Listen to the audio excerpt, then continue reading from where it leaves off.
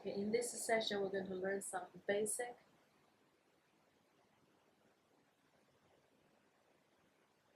differentiation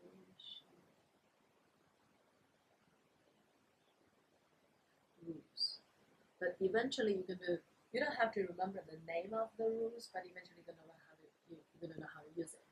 It's gonna be really fun. Okay, so let me give you the first one. F of x equals 5. You find f of prime. Okay, f of prime x will be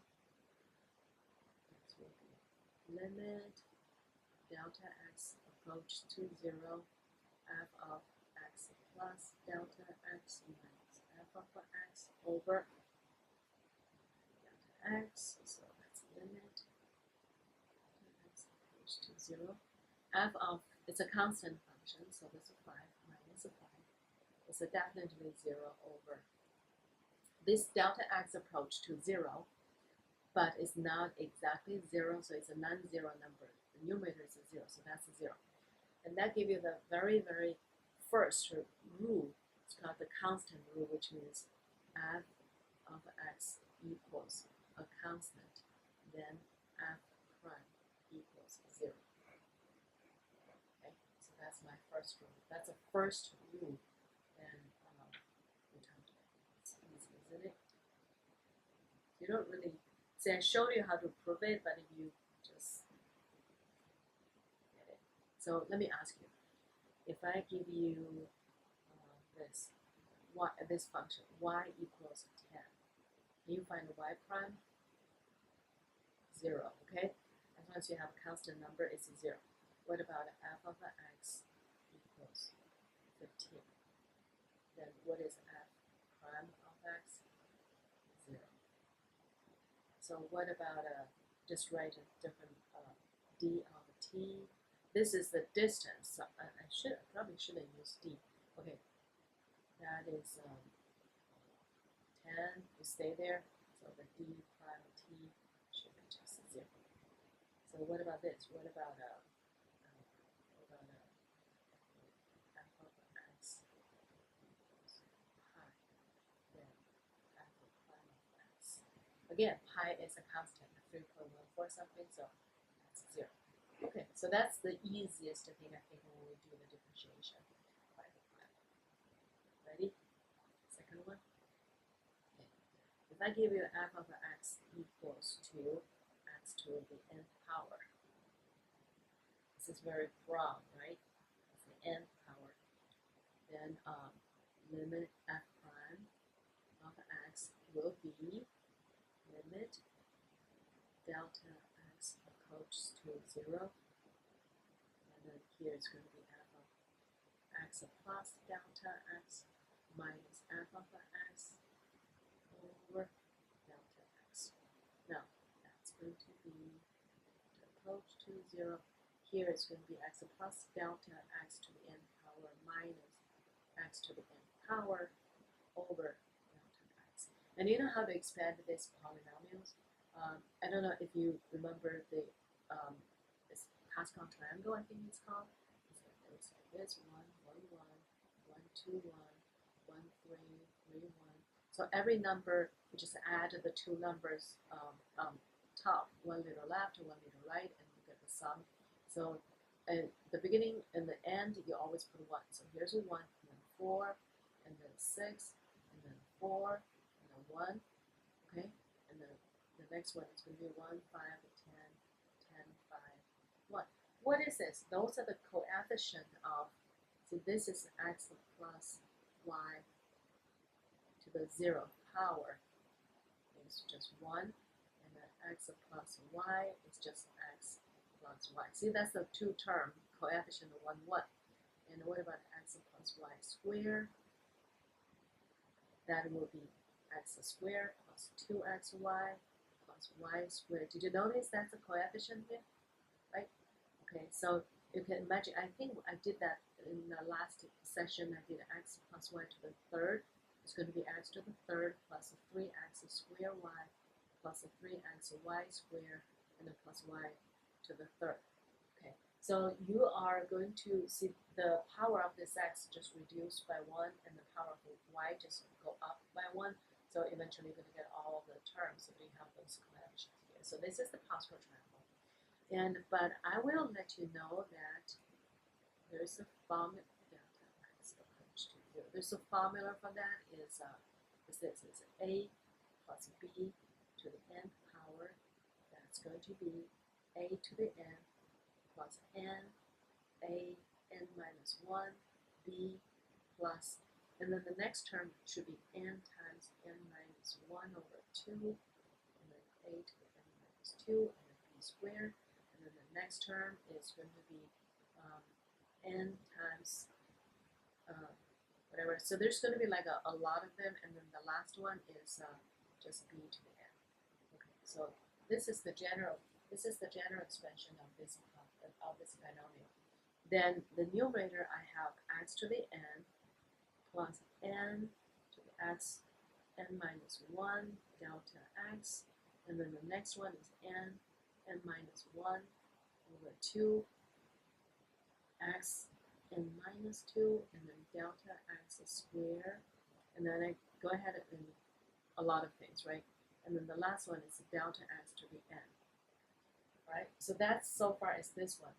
And then I'm going to minus x to the n, and all together divided by delta x. I'm so sorry that I used all those space here, so I don't have enough space, but this is the numerator. And this x to the n minus x to the n, so these two are gone. And all the other terms have the delta x. However, this delta x will cancel out with the denominator of that, so I will have just n x n minus 1, and then everything else has a higher power. This delta x squared, if you cross off with that one, you still have just one delta x here with some coefficient. However, this delta x approach to 0 means this term will approach to 0, and so on and so forth. So therefore this term. So this term, delta x to the n over delta x, it's a higher power here, and when this approach to 0, this is 0. So all those terms will approach to 0. And then, so that's your answer. Okay, so this is your f prime x. It's n. F of x is x to the n, and then f prime is, okay, now look what you're doing. Simply you can remember if it's x to the n, and then you only need to bring this to front. So you bring this n to front, and then minus 1 as the new power, you get the f prime. Okay? This is called the power rule. So we can do like a lot of examples. What about this? F of x equals x.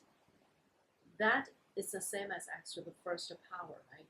So f prime of x will be, bring this 1 to front, and then the power is going to reduce by 1. So 1 minus 1 is 0, x to the 0 power is 1, so that is 1. So if f of x is x, the f prime is 1. Okay. So f prime equals x to the 5th. Then f prime of x will be, move 5 to front, so I get 5, and then here it's going to be x to the 4. Okay. Not bad. It's power rule. Okay. And what about this one? What about f of x equals square root of x? Or you can write that x to the power of 1/2. All right.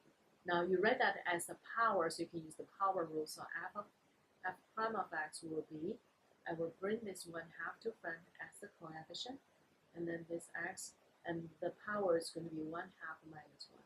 So that's 1/2 and x to negative 1/2. What is x to negative 1/2? That will be, because this 2 is in the denominator, I leave that 2 here. Negative, you bring this down. You bring that down to denominator, change the power to be positive, and the power of 1/2 is the root x. Okay, and then you're going to multiply by root x. So you're going to have square root of x over 2x. That is exactly the same as we did in, I think, 2 sessions ago. Okay. So for f of x equals x to a power, you know what to do, right? What about f of x equals 1 over x to the 5th? You rewrite that as x to negative 5. Then you can use the power rule. So f prime of x will be, bring negative 5 to front, you get a negative 5. Then you're going to multiply by x, and the power is going to be minus 5 minus 1. Reduce it by 1. So you get a negative 5x to negative 6. And then you're going to write that as 5 over x to the 6th power. Okay? So I think that was a very useful, very, very useful.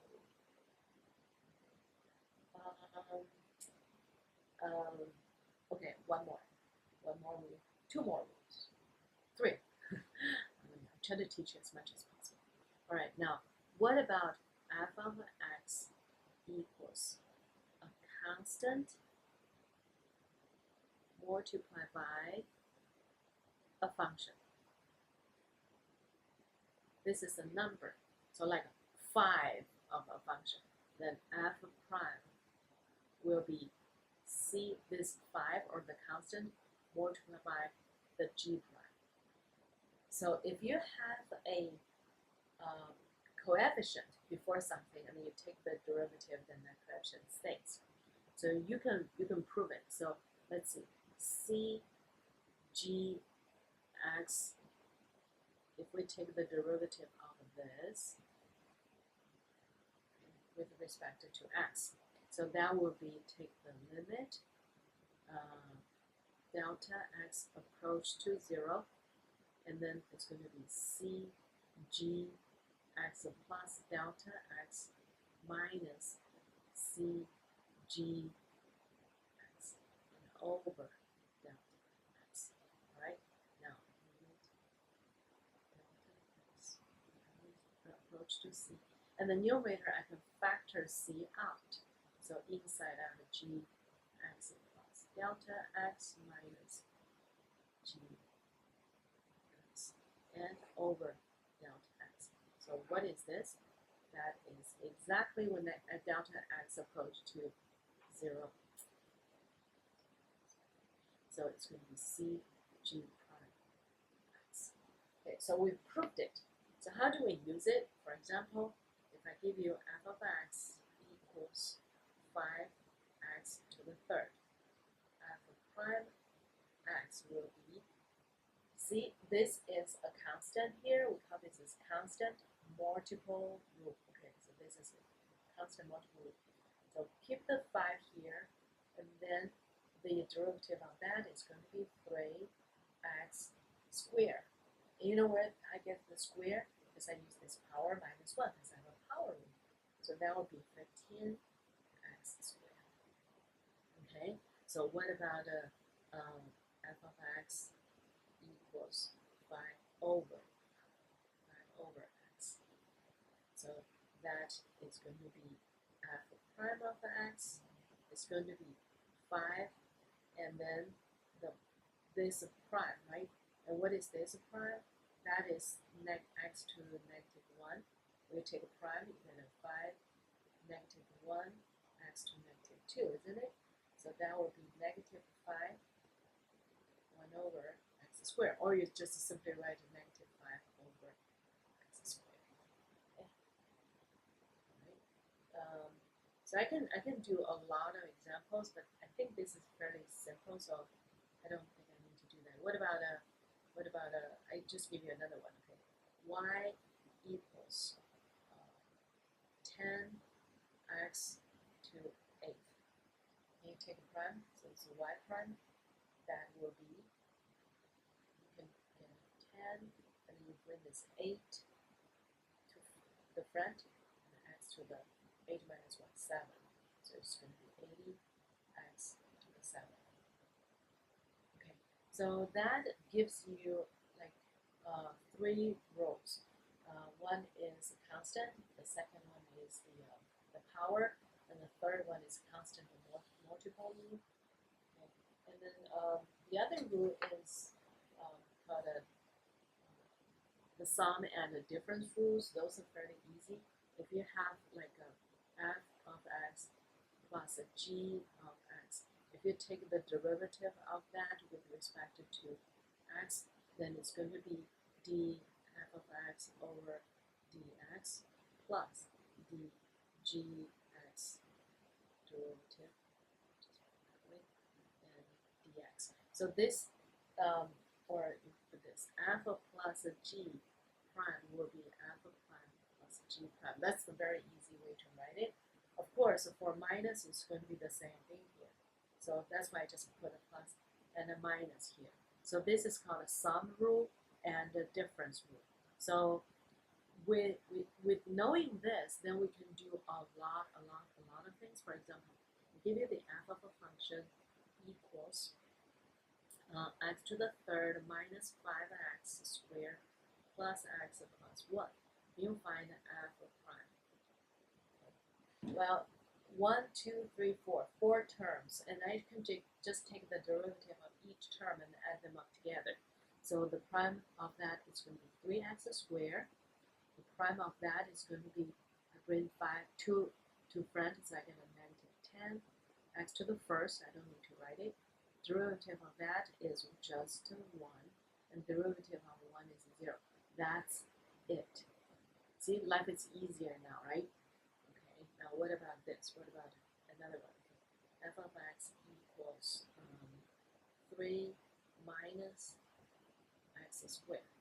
So f prime x will be, the derivative of this is 0, and I rewrite that as a 3 minus x to negative 2.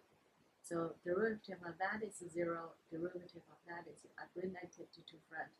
Multiply by this negative 1, so I get plus 2, and the x here, the power gets reduced by 1, so it's negative 3. So the answer is 2 over x to the third. Okay, and I think that will be everything you need to know so far for this constant rule, power rule, constant multiple, sum, difference.